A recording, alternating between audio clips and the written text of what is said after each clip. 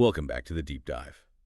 Today, we are taking on, well, one of the most stressful things for any family, really, helping your child get genuinely college ready. And look, we're not just talking application essays or, that senior year panic. We're zooming out. Our mission today is basically synthesizing a comprehensive parent guide to college readiness. We've pulled from a bunch of expert sources. We're aiming to pull out the most actionable and sometimes, frankly, surprising nuggets of knowledge. Things that redefine when and how this whole preparation thing should even start. Think of this as your shortcut to understanding that, yeah, the college journey really is a marathon, not a sprint. That marathon idea is absolutely key. We are right out of the gate confirming that foundational premise.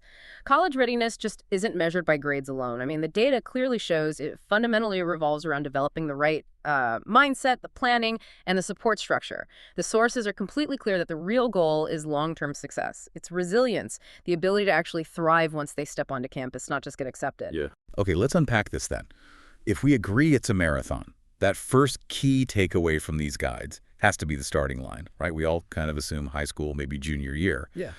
But the sources push that timeline way, way back. Where do we actually begin this planning for that long-term success? Well, the urgency is pretty undeniable in the guides. Planning, specifically the real foundational stuff, should ideally begin as early as middle school. And I know some listeners might think, wow, that sounds incredibly premature. But the sources explain why. It's not about, pressuring a 12-year-old to pick a major or anything like that. Right. Okay, so what is the goal then in middle school? The focus in those early years, say 6th through 8th grade, is really about establishing what the guides call longitudinal commitment, which means, yes, encouraging exploration of interests, finding things they like, but, and this is important, prioritizing quality over just quantity. Probably the most surprising finding here was that the highest correlation to adult success wasn't the sheer number of clubs someone joined. It was the commitment to one main activity. Could be chess club, could be a sport, volunteering, whatever, starting around 6th grade and actually sticking with it through high school. Wow, okay. That really is a game changer. It shifts the focus away from just like resume padding towards something more like character building depth. And alongside that early commitment, the guide talks a lot about this concept called normalizing the future. What's that about? It's about integrating college into just, normal family conversations, not making it this big, scary thing. So like casually mentioning your own college experiences, pointing out local universities when you drive by, that kind of thing. Precisely. And generally emphasizing the benefits of higher education, but without making it a high-stakes, pressure-filled topic all the time. Yeah. If you make higher education just a normal part of the family dialogue, you achieve something huge psychologically. The child starts to see college as an achievable and expected step, rather than this intimidating, sudden hurdle that gets thrown at them in 11th grade. Right. It takes the fear factor down. Massively. This sort of passive, long-term approach dramatically reduces that application stress later on. Okay, here's where it gets really specific, though. Once we have that mindset maybe starting to form in middle school, the guide focuses heavily on the actual mechanics of being a student. What are those non-negotiable study skills they need to nail down before they even hit the rigor of high school? Yeah, the sources get really granular here. They talk about discipline and responsibility, specifically through what they call student ownership of strong study habits. It's about transitioning from the parent managing homework time to the student actually owning their own process. Makes sense. So what does that look like practically? Well, we're talking specific practical requirements. For organization, for instance, the guide insists that mastering a digital calendar is essential by the end of 8th grade. Not a paper planner. Oh, interesting. Why digital specifically? Because the digital calendar forces organization and, crucially, time blocking in a way that really aligns with how college schedules actually work. Paper planners, they often just turn into diaries or to-do lists. Okay, that tracks. But what about the actual act of studying? The sitting down, focusing. That's where so much friction happens in families, that the guides offer specific techniques there. They absolutely did. And it's advice I think every parent who's ever fought the homework wars needs to hear. For focused effort, they strongly recommend implementing the 45-15 rule. 45-15. Tell me more. The student commits to 45 minutes of intense, focused, distraction-free work. No phone, no interruptions. Then they take a scheduled, complete 15-minute break away from the desk. This structured approach helps prevent burnout. It teaches sustainable focus over time.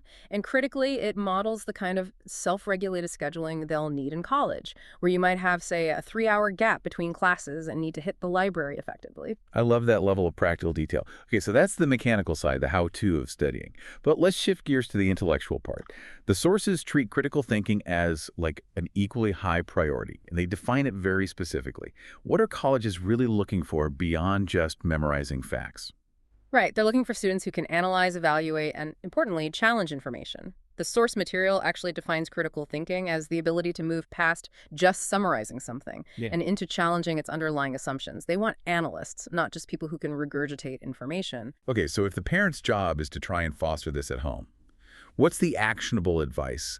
How do you get beyond just asking, did you do your reading, and actually teach that skill?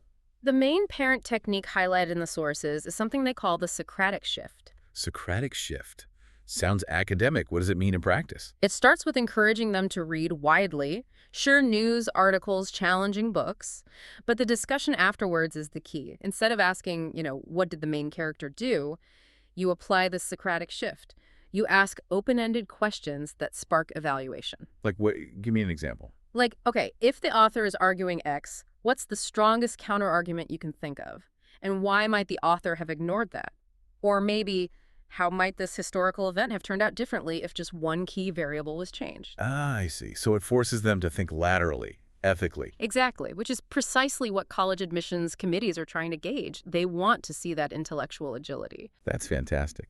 Using discussion as like a training ground. Mhm. Okay, moving from those core intellectual habits to the broader world.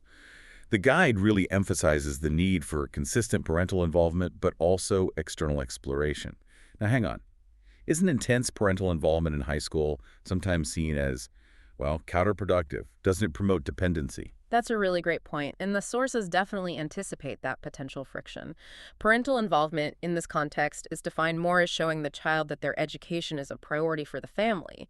But the focus shifts. It shifts from doing things for them to monitoring their own ownership of the process. Okay, so what does that look like? Still going to parent-teacher conferences. Specifics do involve things like attending conferences, yeah, and monitoring grades, but the goal is more about checking in on class projects. How's that history paper going? Are you using those study blocks?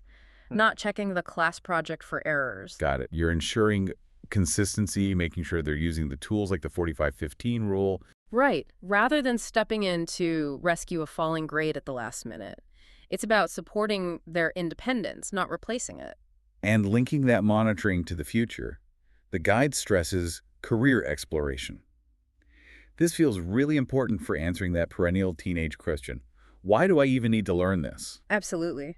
That why is often the biggest motivational hurdle. We know colleges prep for a career, but what were the specific action items recommended? Things that go beyond just, the generic career day. The guide really pushes for connecting what they're learning now to the job market and doing it early. For instance, if a student seems to like geometry, don't just leave it there. Show them how those principles are immediately applied in things like architecture or urban planning or even data science. Making it tangible. Exactly. It can totally change their relationship with a subject like math if they see the point. Action items include things like encouraging shadowing professionals, even for a day. Using online resources together to map specific college majors back to real-world salaries and job opportunities. This kind of exposure helps kids really connect what they're learning in school to, well, tangible opportunities down the line, which, as you said, keeps motivation high, especially during those tougher sophomore and junior years. And of course, the guides also hit on the fact that colleges don't just want smart workers, they want contributors, right? They talk about the value placed on the well-rounded student, specifically mentioning leadership and service. Absolutely. And we can actually link this right back to that longitudinal commitment idea we talked about earlier from middle school. The sources clearly show that participation in things like volunteering or student government or leading a club, it isn't just a bullet point for the application. These experiences are specifically noted to strengthen resilience and character. And arguably, those are the most essential transferable skills you can have in any university setting. Resilience and character. More important than just grades. Increasingly, yes. I mean, think about it. If a student can successfully run a fundraiser or mediate a debate in student council, that demonstrates they likely have the social and emotional intelligence to navigate and succeed in a diverse, sometimes challenging campus community.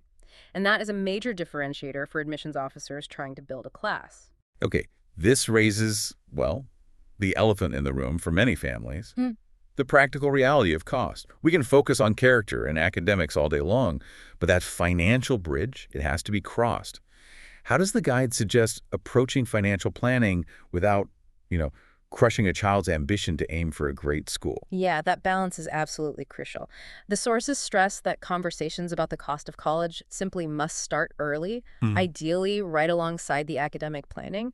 Financial literacy shouldn't be something that just gets sprung on the student the summer before they leave for campus. So how do you do that without freaking them out or making them feel limited? The recommendation is really about transparency, not discouragement.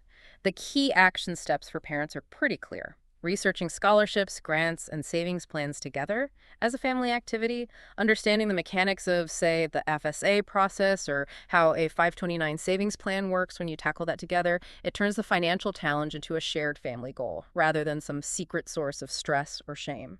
And the ultimate benefit of starting that conversation early, Yeah.